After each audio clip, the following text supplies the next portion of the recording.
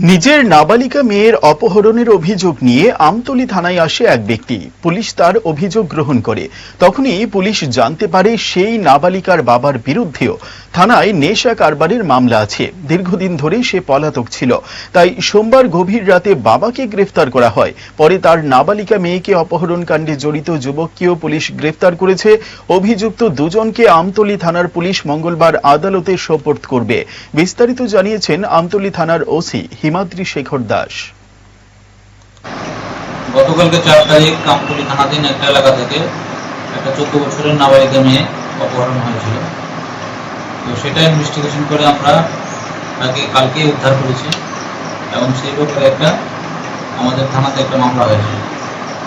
তো ইনভেস্টিগেশনে আমরা যে অভিযুক্ত সেই অভিযুক্ত আশিকুর রহমান তাকে আমরা অ্যারেস্ট করেছি, তাকে কালকে কোর্টে পাঠানো। সেই মামলার তদন্ত করতে গিয়ে দেখলাম আমরা যে ভিকটিম নাবালিকা মেয়েটা ছিল তার বাবাও একটা এনডিপিএস কেসের একটা নকলের ওয়ারেন্টে আমাদের থানাতে ওয়ান্টেড ছিল। সেই ওয়ারেন্ট খুলে আমরা সেই ভিকটিমের বাবাকেও আমরা অ্যারেস্ট করেছি, কালকে তাকেও কোর্টে পাঠানো হয়েছে। দুজনই আমাদের কাছে